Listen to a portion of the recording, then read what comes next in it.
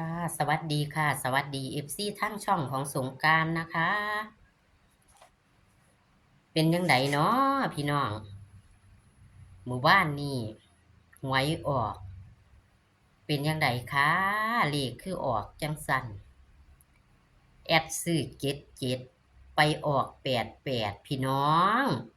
ซื้อ77ไปออก88ซื้อ377พี่น้อง377ออก388พี่น้องเอ้ยไปได้ยินมาอยู่พี่น้อง ได้ยินมาหังลืมพี่น้อง88แหมไปงานศพเพิ่นเนาะไปงานศพเพิ่นแล้วจังก็ได้ยินพ่อใหญ่เพิ่นอ่าแฟนผู้ตายเพิ่นว่าเพิ่นฝันใดพี่น้อง088หั้นบ่ได้ลงคลิปดอกเพราะว่ามื้อวานนี้ไปไปเผาศพเพิ่นมื้อก่อนนี้ลืมข้าวเพิ่นบอกอยู่ผันลืมข้าวเอามาลงผันเอาแต่คลิปของลูกชายเห็นอยู่กระดูก77มาลงพี่น้องบัด088พ่อใหญ่แฟนผู้ตายบอกบ่เอามาลงเว้าแล้วก็คือแก้ตัวเนาะพี่น้องเนาะคลิปนี้ก็มาสรุปหวยแหละพี่น้องบ่ได้ไปหาเอาหลายดอกงวดนี้งวดวังหันก็เลยก็ขอคนละไลค์คนละแชร์นะคะให้กับช่องน้อยๆเหมือนเดิมล่ะค่ะพี่น้องกดกระดิ่งแจ้งเตือนไว้เด้อค่ะเพื่อจะบ่ได้พลาดนะคะช่องน้อยๆก็มีเข้าอยู่พี่น้องบ่ได้ไปหาหลายได้ไปหาแค่14คลิปหนึ่งพี่น้องเพราะว่ายากนำคนไข้คนป่วยยากนำแม่แหมพี่น้องยากนำแม่เพิ่นป่วยเพิ่นก็เว้าแล้วก็เป็นหนักอยู่ค่ะก็ติดสาดติดหมอนแล้วล่ะแม่ก็เลยต้องเปลี่ยนเวรกันกับน้องสาวเพื่อสิพลิกคิงเพิ่นเพื่อสิเซตโตวเพิ่นเนาะพี่น้องก็เลยบ่ได้ไปหาคลิปหลายบ่ได้ออกหาคลิปโค้งสุดท้ายก็บ่ได้ไปทุกคนเนาะค่ะพี่น้องโค้งสุดท้ายคุณยายอ่อนสาก็บ่ได้ไปคุณยายไล่ก็บ่ได้ไปคุณพ่อสอก็บ่ได้ไปพี่น้องยากเทิงอ่าทั้งพี่น้องทั้งลูกชายก็ตายทางนั้นเนาะค่ะแล้วก็ทางแม่ก็ป่วยนะคะป่วยหนักล่ะค่ะพี่น้องก็เลยบ่ได้ไปหาโค้งสุดท้ายคุณบอยก็บ่ได้ไปหาคุณบอยก็ยากทางแม่คือกันแม่ป่วยคือกันโทรว่าสิไปหาโทรหาเพิ่นก็บ่รับพี่น้องเพิ่นว่าเพิ่นจะไปหาแม่อยู่ทางเรนูว่าซั่นก็เลยเพิ่นก็บ่รับมี FC ทักมาอยู่ดอกว่าให้ไปตามคุณบอยให้แหน่ก็ขอโทษขออภัยเด้อพี่น้องขอโทษขออภัยบ่ได้ไปตามคุณบอยเลยแล้วก็คุณบอยก็ว่าจะไปเลาะมื้อเลขออกก็บ่ได้ไปโทรไปคุณบอยก็บ่รับนะคะพี่น้องก็เอาใหม่นะคะคะเที่ยงงวดนี้บุญสัมพันธ์กันนะคะบุญคะเที่ยงงวดนี้บุญสัมพันธ์กันไปจังสิไปคันบ่ยากเนาะค่ะ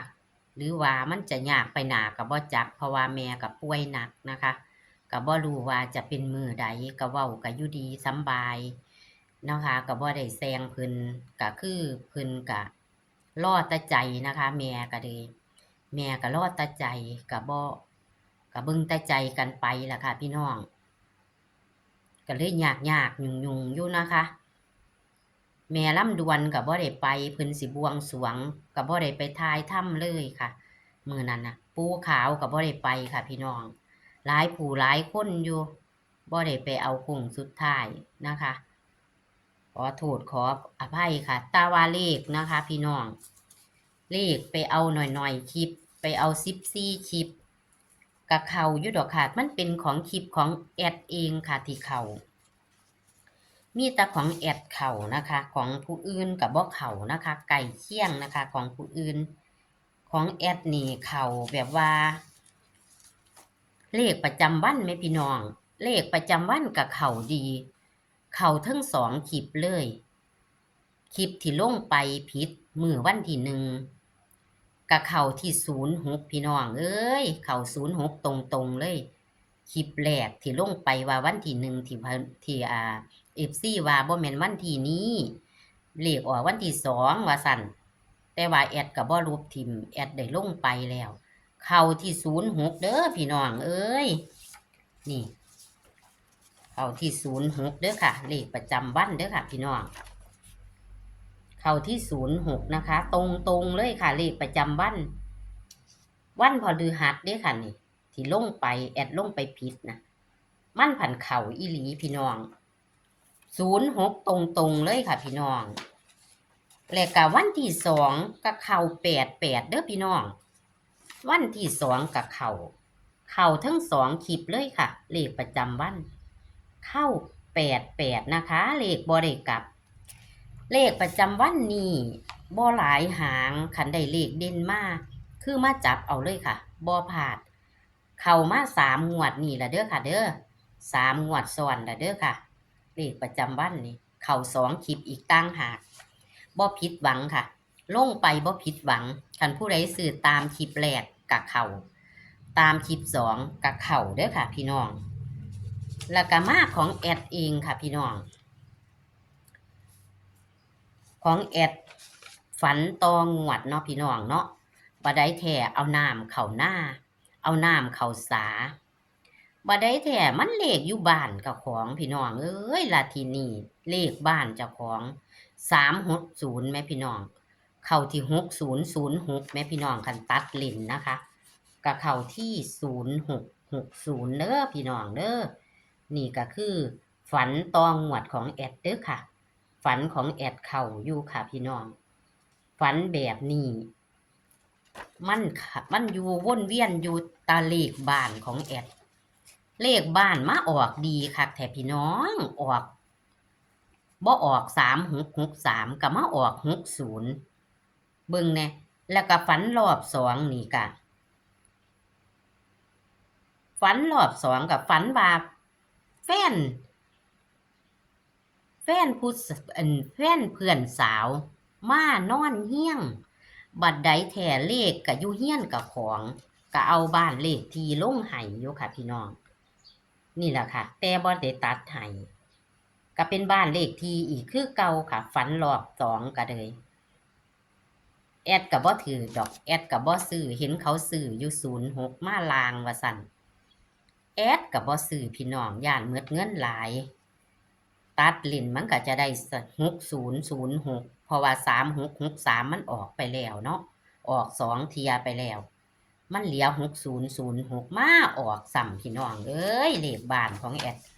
ออกฝัน2รอบก็เอาเลขบ้านลง2รอบแอดผันบ่ซื้อพี่น้องก็ของพอย่นนี่ก็90เนาะพี่น้องโค้งสุดท้ายของพอย่น90คันมีผู้กลับหัวก็จะได้6006เด้อพี่น้องคันมีผู้กลับหัวของพอย่นนี่ก็จะเข้าที่6006เด้อของพอย่นนี่คันกลับหัวก็จะเข้านะคะ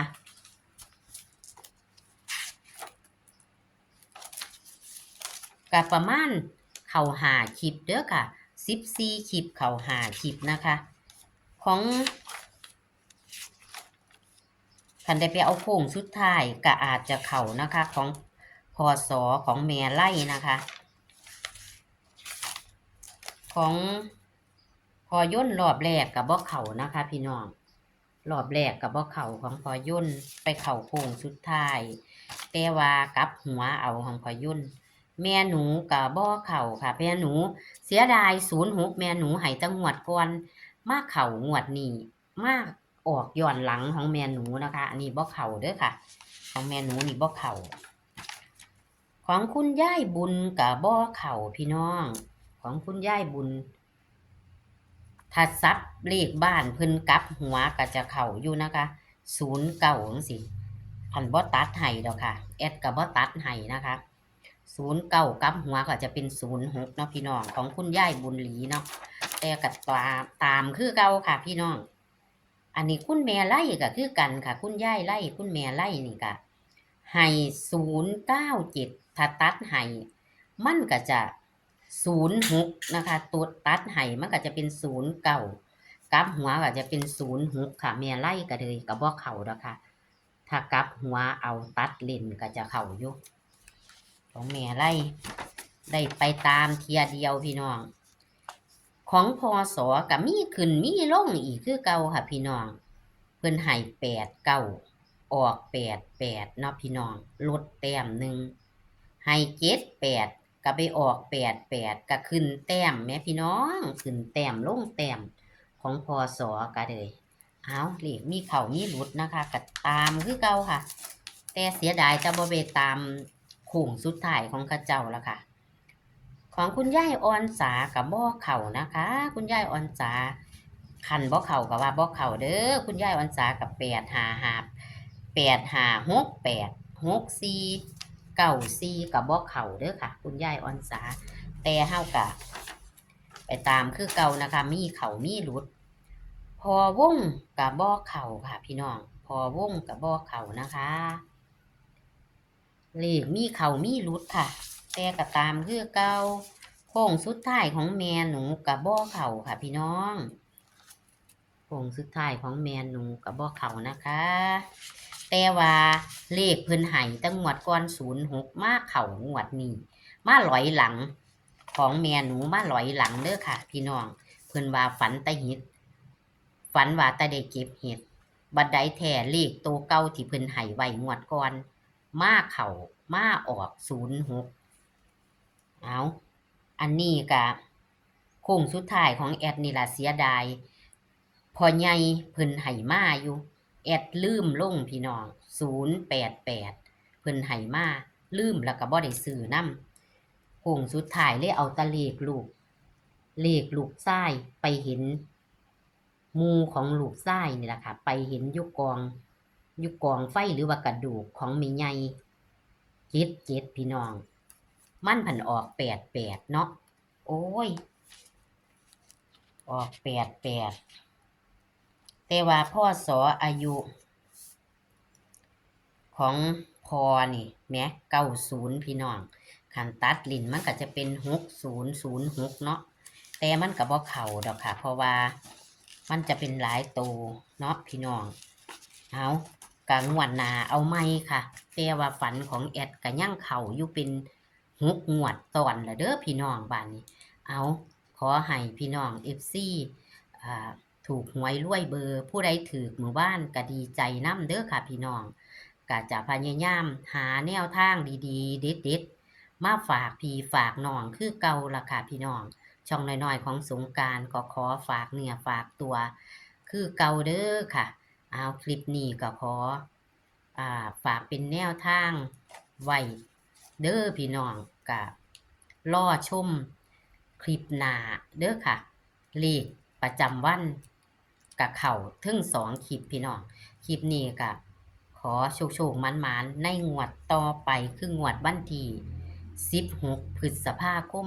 68เด้อค่ะพี่น้องคลิปนี้ก็ขอสวัสดีค่ะ